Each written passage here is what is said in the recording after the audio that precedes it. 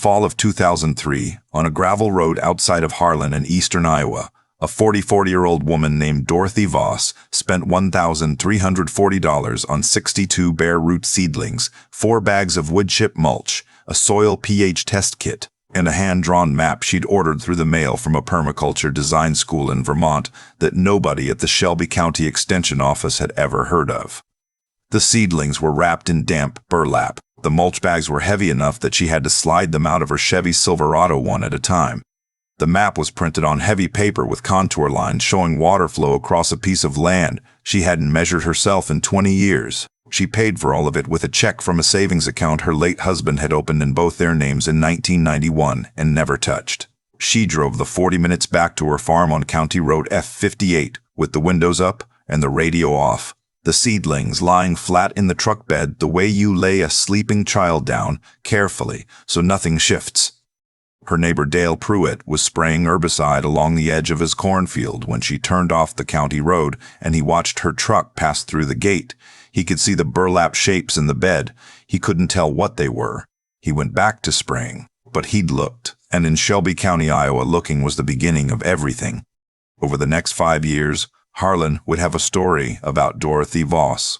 Like all stories in farm country, it didn't stay in one place. It moved from the hardware store to the grain elevator, from the grain elevator to the diner on 4th Street, from the diner to the Lutheran church parking lot on Sunday mornings. And at every stop, the story picked up a little more color, a little more concern, because Dorothy Voss, widow, corn and soybean farmer, daughter of a man who had tiled every acre of his ground for drainage, was not supposed to be doing what she was doing. What she was doing looked, to most of the people who drove past on County Road F58, like a slow and methodical ruination of perfectly good cropland.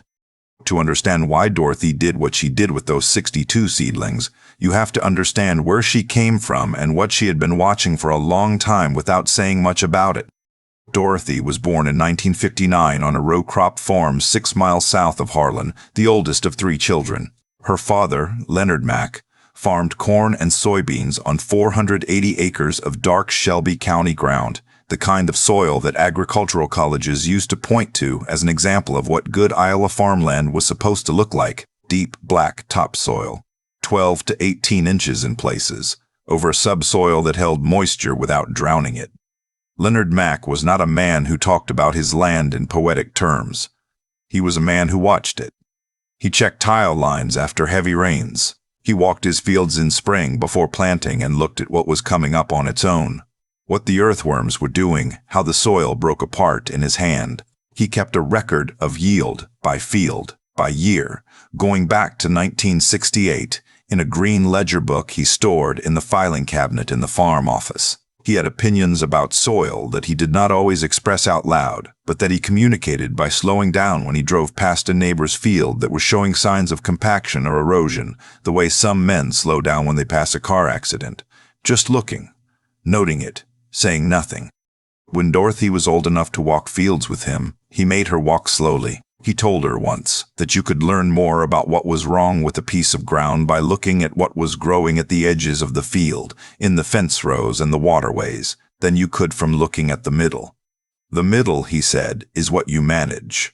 The edge is what the ground is telling you it wants to be. Dorothy married Paul Voss in 1984. Paul was a quiet man from Cass County who had inherited 320 acres from his father and bought another 160 on contract over the course of the 1990s. They farmed it together, corn-soybean rotation, conventional tillage, the way most of Shelby County farmed. They raised 2 children. They had what you could call a good life without being reckless about it. The kind of life that involves rising before light and eating dinner after dark, and not spending much time measuring happiness because there isn't time. Paul died in March of 2001, a Tuesday, of a stroke, in the cab of his tractor. He was 48 years old. Dorothy found him when the tractor stopped moving at the end of a field pass and didn't start again. She drove out on the 4-wheeler and found him sitting with his hands still on the wheel, looking through the cab window at the field he'd been disking. After the funeral, her brother came up from Des Moines and suggested she consider renting the ground out, maybe keeping the house, letting someone else carry the operation. Dorothy thanked him for his concern and told him she'd think about it. She didn't think about it. She didn't think about it. She went out and finished the disking herself. She farmed alone for 2 full seasons before something shifted in the way she looked at her land. Not dramatically. The shift happened the way the light changes in Iowa in October, gradually, and then all at once. What Dorothy Voss had been seeing for years, and what she only allowed herself to look at directly after Paul was gone, was that her fields were producing the same yields with more and more inputs every season.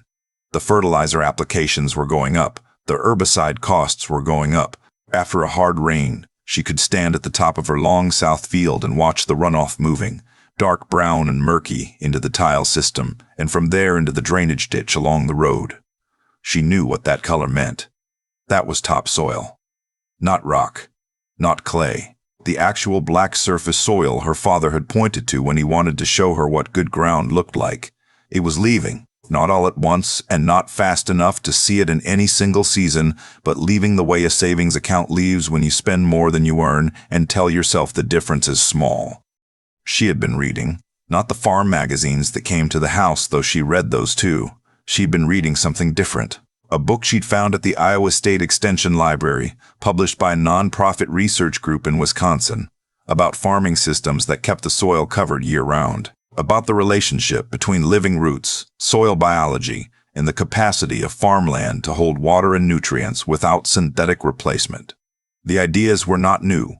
Some of them were very old, but the language around them had sharpened in the 1990s into something specific enough to act on. Cover crops, perennial plantings in strategic zones, buffer strips that functioned as more than decoration, reducing tillage or eliminating it, letting the soil build a structure that it had been built to build, that a century of corn-soybean monoculture and annual plowing had been systematically destroying.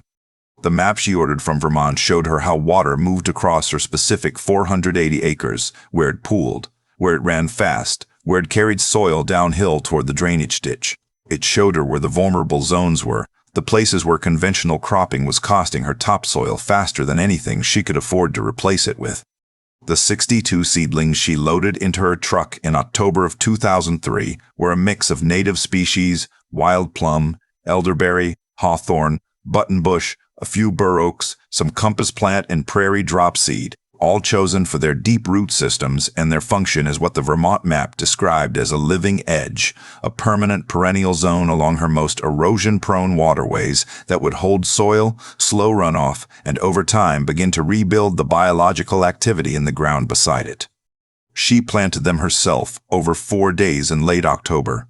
She planted them along the main waterway on her south field, the one where she watched the brown water run after heavy rains.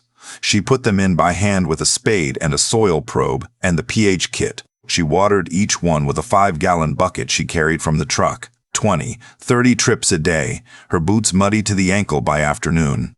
Dale Pruitt watched from across the fence line on the second day and called over to ask what she was planting.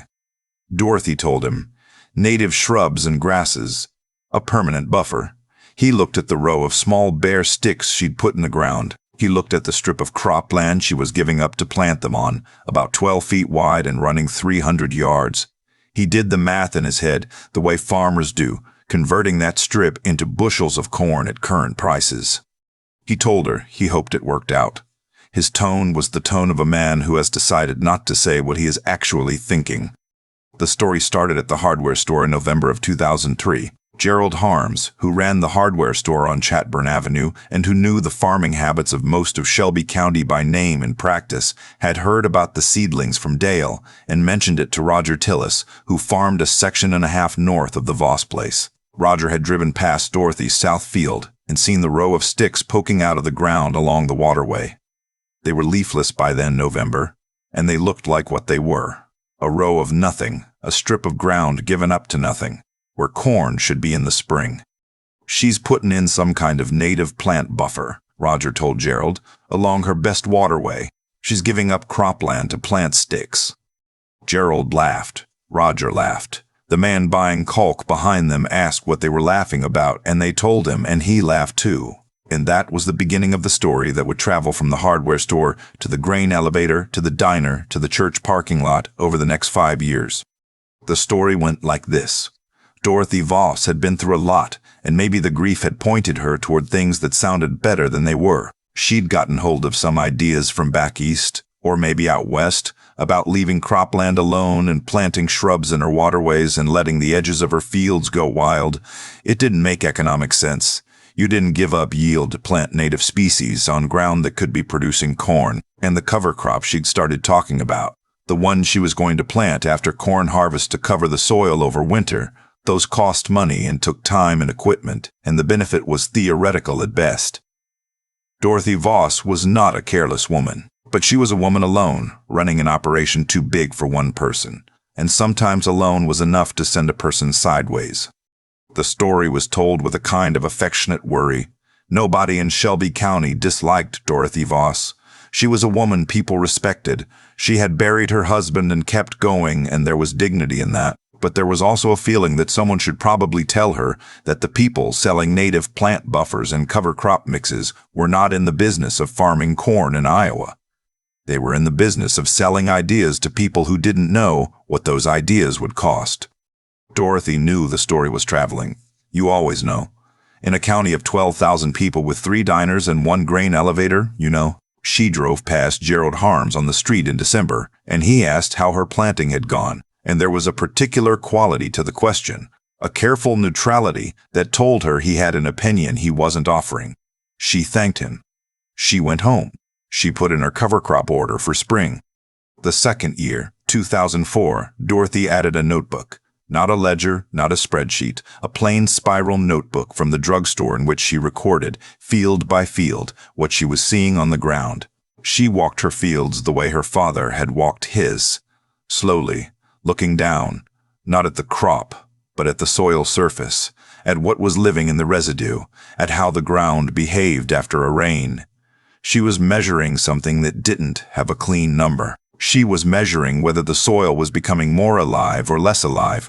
She pressed her thumbnail into the surface in different zones across the same field and noted how deep it went before resistance. She watched the earthworms. In 2004, there were more earthworms in her buffer strip than anywhere else on the farm. She wrote it down. She was also in contact, by email now, with a woman in Wisconsin who ran a small farm systems nonprofit and had published one of the papers Dorothy had read at the Extension Library.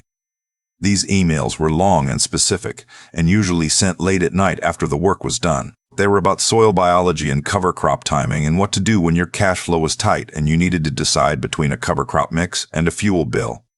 The woman in Wisconsin had practical opinions, and Dorothy trusted them. Her neighbor Linda Harrington, who lived a half-mile down the road and was friendly with Dorothy in the way of women who have known each other for 20 years without being close, noticed that Dorothy's truck was often in the driveway late into the evening and the lights were on in the farm office long after they should have been. Linda mentioned this to her husband. Her husband mentioned it to Dale Pruitt. The emails and the notebooks and the native plantings became a single story about a woman who had gone deep into an idea nobody else could follow. By 2005, the seedlings were not sticks anymore. They were plants. The wild plum had leafed out and spread. The elderberry was chest high. The hawthorn was putting out serious branches. The compass plant had sent up its first tall stalks. The buffer strip along the South Waterway was by any measure alive. Dorothy's cover crops, a winter rye and hairy vetch mix she'd been refining for 2 seasons, had produced a mat of vegetation that held the soil surface over winter and broke down into organic matter by May. She was tilling less. She had rented a no-till planter the previous spring and planted 60 acres of corn without turning the ground. The yields were the same. She did not talk about this at the grain elevator.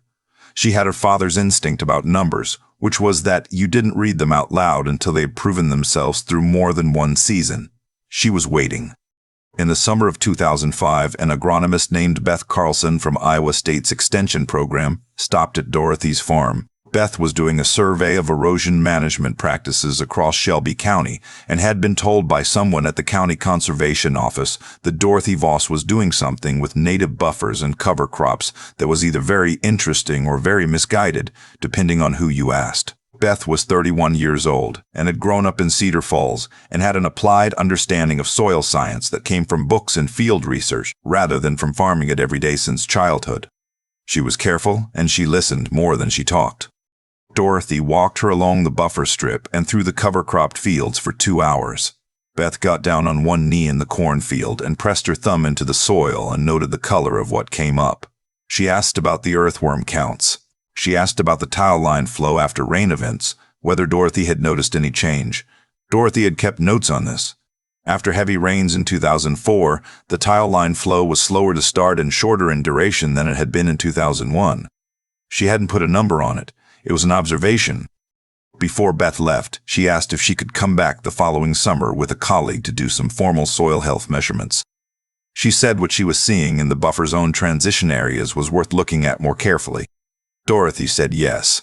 She made Beth a cup of coffee first, and they sat at the kitchen table for a while, and Dorothy showed her the notebook. Beth came back in the summer of 2006 with a soil scientist named Marcus Webb, a soil respiration kit, a penetrometer, and a protocol for measuring biological activity in agricultural soils. They spent 3 days on Dorothy's farm and 1 day on Dale Pruitt's adjacent fields, which were conventionally managed corn-soybean rotation with standard tillage. Dale was polite about it. He let them in without asking many questions and went back to work. Marcus called Dorothy in September from Ames. His voice had the careful steadiness of someone reporting results he has checked more than once because he didn't trust them the first time. He told her that soil respiration in her cover-cropped fields, the measure of microbial activity, was 41% higher than in the conventionally managed fields next door. Aggregate stability, the ability of the soil to hold its structure under water pressure, was significantly better in her fields. Organic matter content in the buffer transition zone was measurably higher than in the surrounding crop ground. The earthworm density she had noticed was real. He had counted. There was a pause on the line. "What does that mean practically?" Dorothy said. "For water retention." "It means your ground is holding water like a sponge instead of shedding it like a parking lot," Marcus said. "In a dry summer, that difference will show up." Dorothy thanked him, wrote the numbers in the back of her notebook, and put it on the shelf above the desk. She didn't call anyone. She went out to the barn to check on a heifer she'd been watching, and she stood in the barn door for a while looking at the fields in the late September light. The buffer strip along the south waterway was gold and rust and dark green in the evening, the elderberry red-berried, the compass plant heads standing tall. She had planted 62 bare sticks in that ground 3 years ago, and the county had laughed, gently, consistently, for all 3 years. The numbers in her notebook were real, but she had her father's habit, and she would keep it until she was ready. The winter of 2006 into 2007 was dry across western Iowa. January brought less snow than average, February less still. The soil going into spring was lighter than it should have been. The farmers who drove past Dorothy's place on County Road F58 in March were watching their own fields and doing the math on spring moisture, and not thinking much about native plant buffers. April came in dry and May was drier. By the end of May, the subsoil moisture readings across Shelby County were below the 10-year average. The crops were going in on debt, living off early rains that had been barely adequate and hoping for more that weren't coming with any certainty. Dorothy's corn went in on schedule. She had done her no-till seeding into the cover crop residue, a mat of broken-down rye and vetch that had added organic matter to the soil surface all winter and held it from wind erosion during the dry February winds when you could see dust moving across the bare-tilled fields of her neighbors. June brought some rain, not enough. July brought less. By the second week of July, the fields in Shelby County were showing it. The corn was tasseling under stress, the leaves curling at midday, the color not quite right in the lighter soil fields. On the north end of the county where the topsoil ran thinner, some fields were already showing the yellowish tinge of nitrogen stress in drought conditions, the nutrient uptake shutting down before the crop could use it. Dorothy's fields were stressed too. She was honest about this with herself and later with anyone who asked. Drought stresses every field, and she was not farming magic ground. But there was something different happening at her water retention zones, in the fields where the cover crop residue and 3 years of reduced tillage had built up the organic matter even a few tenths of a percent. Those fields were curling their leaves an hour later in the day than the fields on her property that she hadn't yet converted. An hour later is not salvation. In a drought, an hour is not what saves a crop, but an hour is what tells you something about the structure of what is underground, about whether the soil is holding or shedding, about whether the work of 3 years has changed anything real. Dale Pruitt stopped his truck on the road in the second week of July. He got out and stood at the fence line and looked at the corn along Dorothy's south field, the one bordered by the buffer strip. He stood there for 4 or 5 minutes. The corn on his side of the fence was curled tight by 9 in the morning.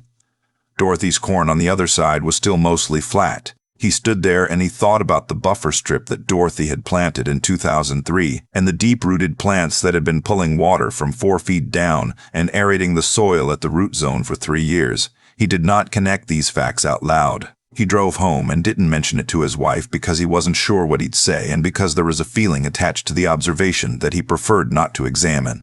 Roger Tillis drove past in late July. Roger had been at the hardware store in November of 2003 and had laughed with Gerald about the sticks in the waterway. Roger had a good eye for crops, 28 years of it, and what he saw from the road gave him the particular discomfort of a man who suspects he may have been wrong about something for a long time. He told himself it was the soil type. Dorothy's south ground was always a little heavier than his. Heavier ground held better in a dry year. That was probably it. At the diner in early August, the story about Dorothy Voss and her native plant experiment came up again, as it had every summer for 5 years, told this time by Roger, who was its most reliable narrator. But this time, when the story reached its usual conclusion, the moment where everyone agreed it was a lot of invested money for uncertain return, the laughter was shorter than it had been. A couple of the farmers at the counter were quiet. Linda Harrington, who had been watching Dorothy's fields from the road all summer the way she'd been watching her farm office lights at night for years, had stopped being sure that what she was seeing was nothing.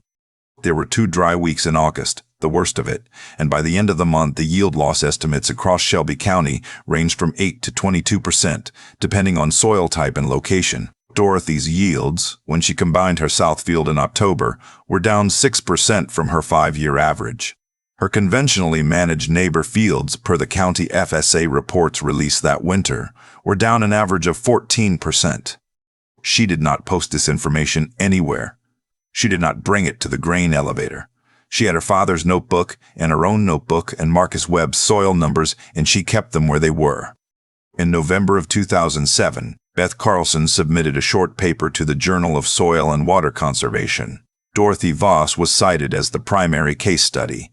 The paper's title was technical and dry. What it said, in plain language, was that a 5-year adaptive soil management system on a 480-acre Iowa row crop farm had produced measurable improvements in soil health indicators and demonstrably lower yield loss during drought stress compared to conventionally managed adjacent fields. Dorothy had read the draft and approved the use of her name and data after thinking about it for 10 days.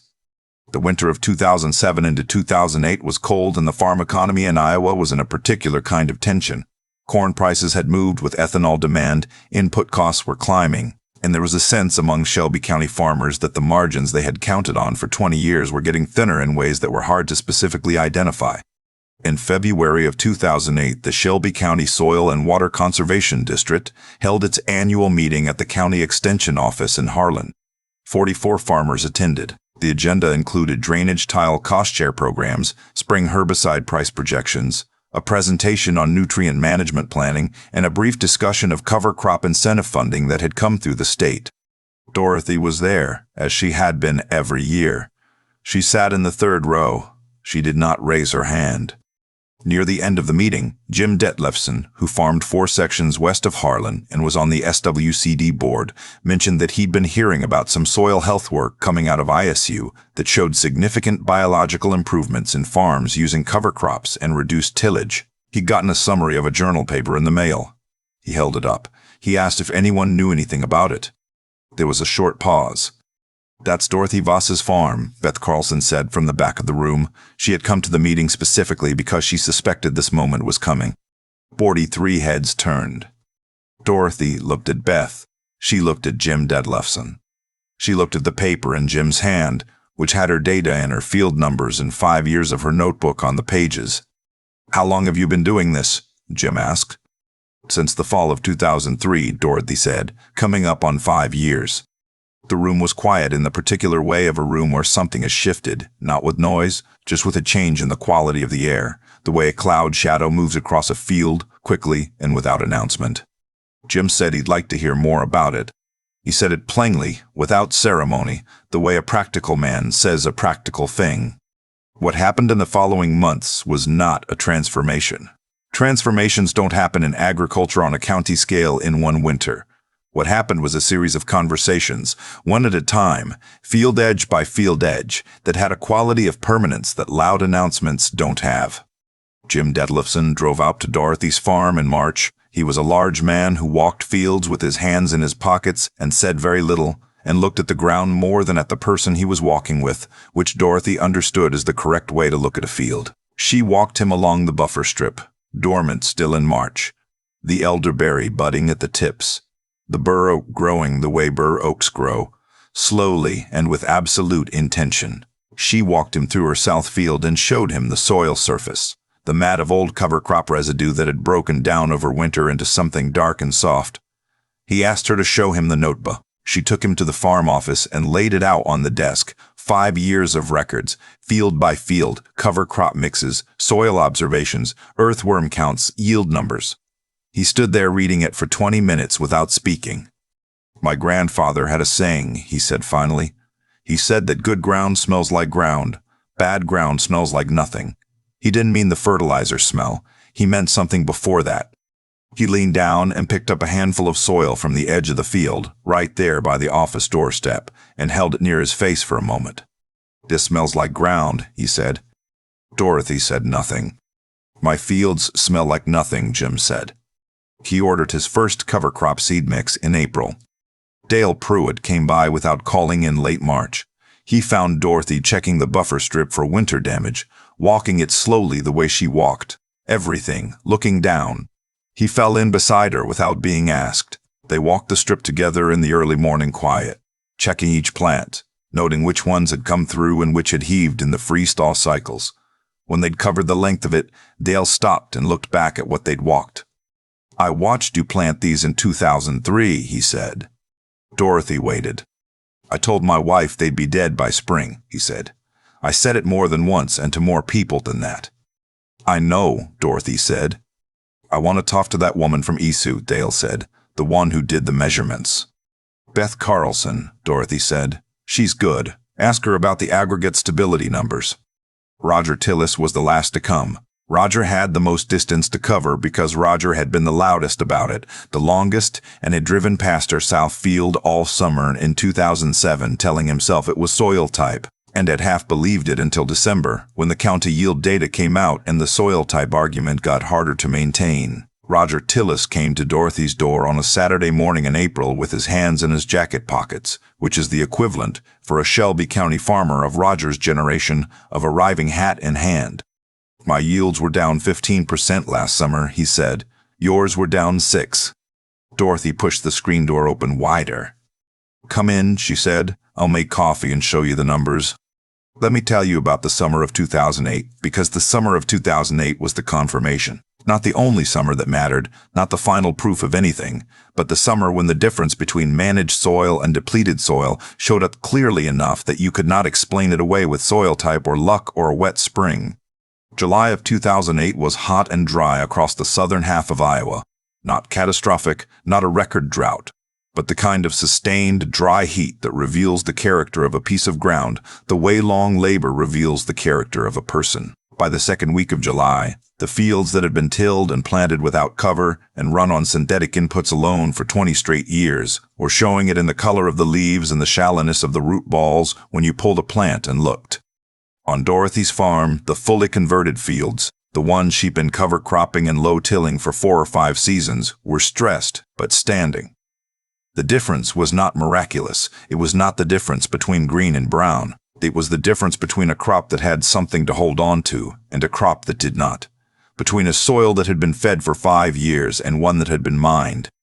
At her south waterway, where the buffer strip had been growing for 5 years, the root systems of the elderberry and wild plum and compass plant were pulling moisture from a depth that the corn roots around them couldn't reach, and the soil biology that had built up in the transition zone was holding water at the surface in a way that was visible in the color of the ground after a rain, darker, longer, still holding when the neighboring fields had dried to pale gray by afternoon.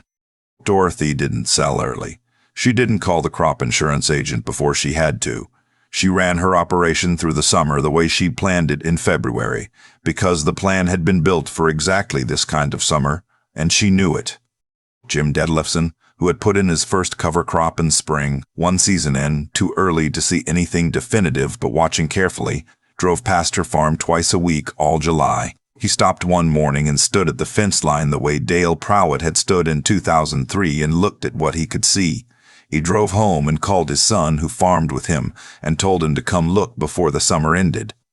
The story that had traveled for 5 years, from the hardware store to the grain elevator to the diner to the church parking lot, was still traveling in August of 2008. But it was a different story.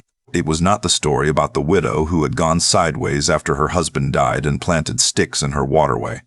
It was becoming the story of a woman who had been watching something nobody else was watching and had been patient enough to let it prove itself. Gerald Harms at the hardware store ordered a pallet of cover crop seed inoculant in September. He'd never stocked it before. He put it near the front of the store. He didn't have to say anything about it. 3 farmers asked about it in the first 2 weeks. Beth Carlson came back to Shelby County in October and spent 4 days documenting what the summer had revealed across different management systems in the county. The numbers she compiled, comparing yield loss in conventionally managed fields to fields with 3 or more years of soil health management, would form the basis of a longer study she published 2 years later. In November of 2008, the Shelby County Soil and Water Conservation District held a special field meeting, not the regular annual meeting, a special session organized by Jim Detlefsen for the specific purpose of hearing from Dorothy Voss about what she had been doing with her land. 51 farmers attended. That was 7 more than had come to the February annual meeting. Dorothy had not prepared a speech. She had her notebook, the original one from 2004 and the 2 that had followed it. She had a copy of Beth's preliminary figures. She had, in her jacket pocket, a folded photocopy of a page from her father Leonard's green ledger book from 1971, a year when the summer had been dry and Leonard had written in the margin, beside the yield numbers, "Ground holds if you let it hold." She stood at the front of the room at the extension office and opened the first notebook and began to explain what was in it. She was not a speaker. She had never addressed a room in her life. But the notebook was not a speech. It was a record, and she explained it the way her father had explained a field, starting with what you could see, moving to what it meant, one thing at a time without shortcuts. She told them what she had started with in 2003. She told them what she had been reading and why. She told them about the native buffer system, what it cost to install, what it cost to maintain, what it had done to the soil biology in the transition zones over 5 years. She told them about the cover crop mixes and the reduced tillage system, and what the yield numbers look like compared to her full tillage years. She showed them Marcus Webb's soil respiration numbers and aggregate stability data. She told them about the summer of 2007 and the summer of 2008 and what she had and hadn't lost. When she finished, Jim Detlefsen asked the first question. Dale Prowett asked the second. Roger Tillis asked the third. The questions went on for 1 hour and 20 minutes. Dorothy answered all of them. She said she didn't know 3 times, once about the specific timing for a cover crop species she hadn't tried, once about the economics of buffer installation on rented ground, once about how the system would perform in a wet year with heavy spring flooding. Each time she said she didn't know, she wrote down the name of someone who might, and said she'd send the contact information later. Near the end, Gerald Harms, who had been sitting near the back and who had been the first person to laugh about the sticks in the waterway 5 years ago, raised his hand. "Dorothy," he said, "I gotta ask you something. When you were out there planting those things in 2003 and people were saying what they were saying, did you ever doubt yourself?"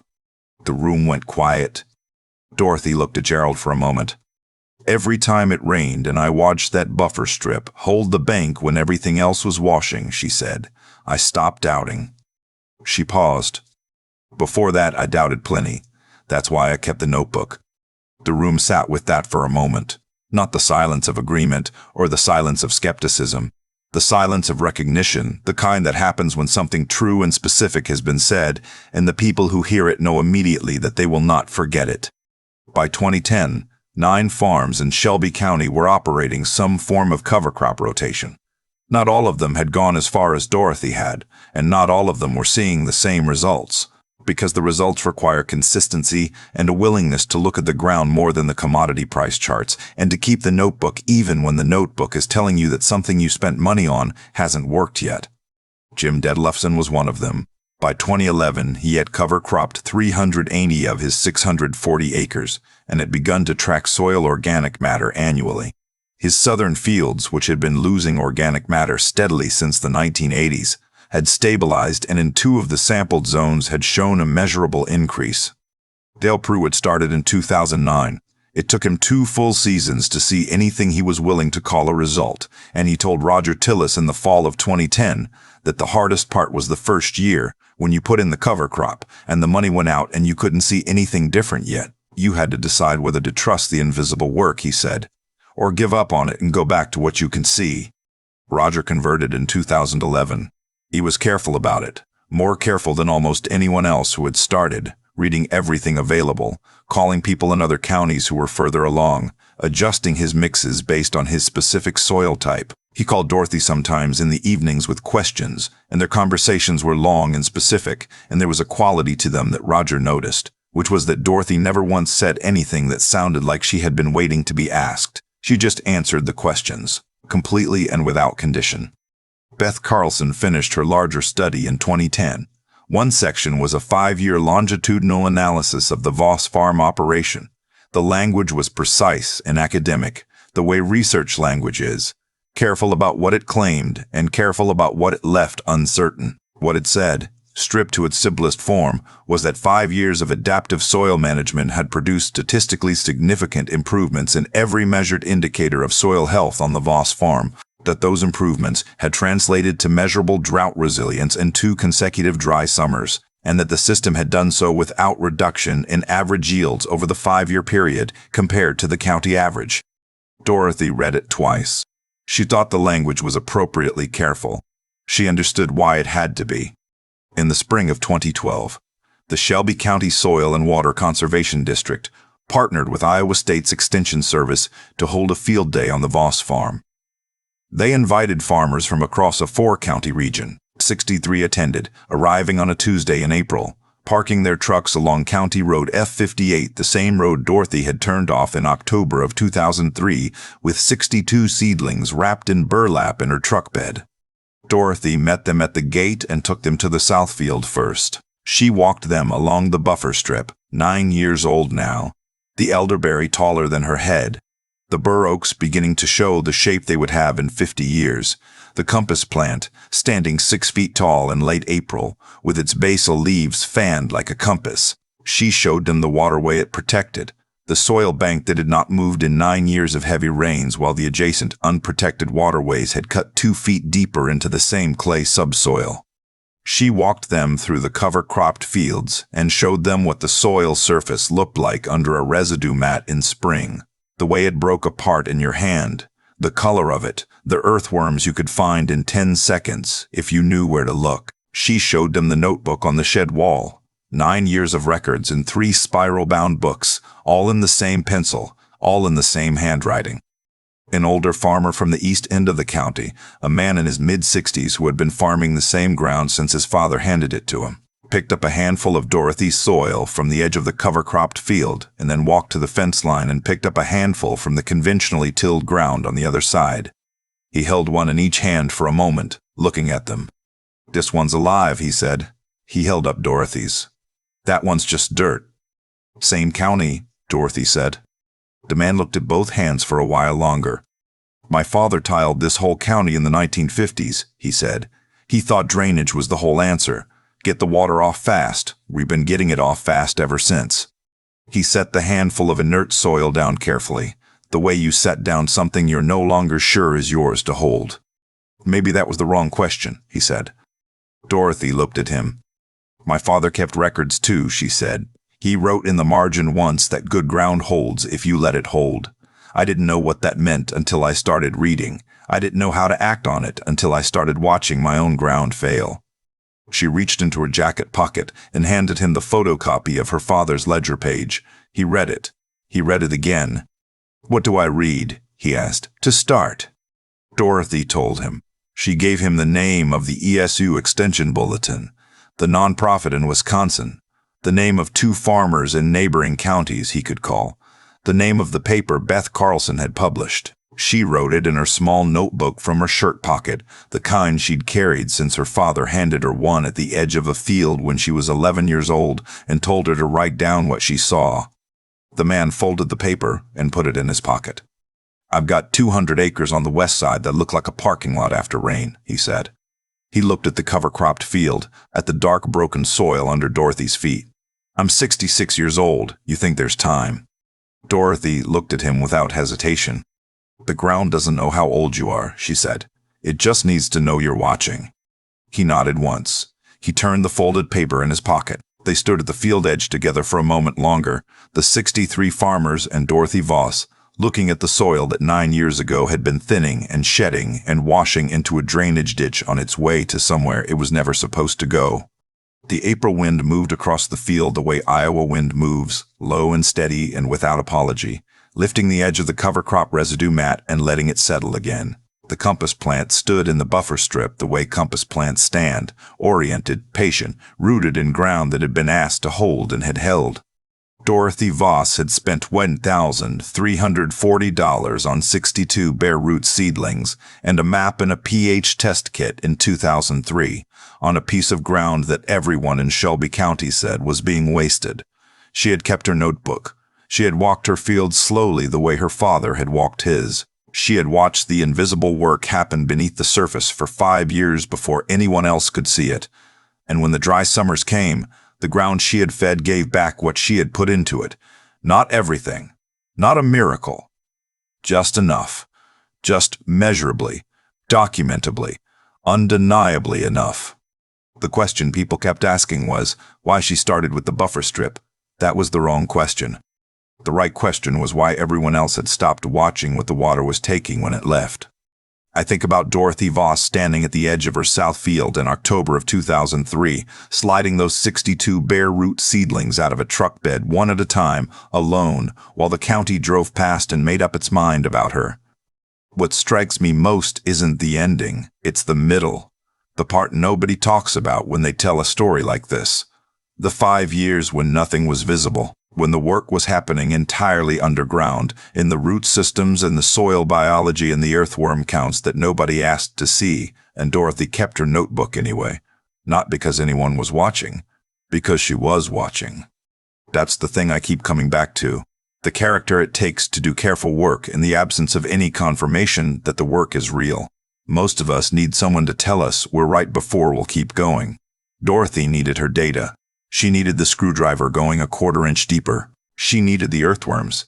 She needed the tile line running slower after rain. Small, unglamorous, patient evidence collected in a spiral notebook from the drugstore. That kind of integrity. Doing the honest thing when the dishonest thing would be so much easier, when quitting would cost you nothing in public and continuing costs you everything in private. That isn't something you perform. It's something you either have or you don't. Dorothy had it, because her father had modeled it, because she had walked fields slowly since she was 11 years old and learned to look at what was actually there instead of what she wanted to see. There's a cause and effect running through her story that I find hard to stop thinking about. She lost her husband. She could have rented the ground out.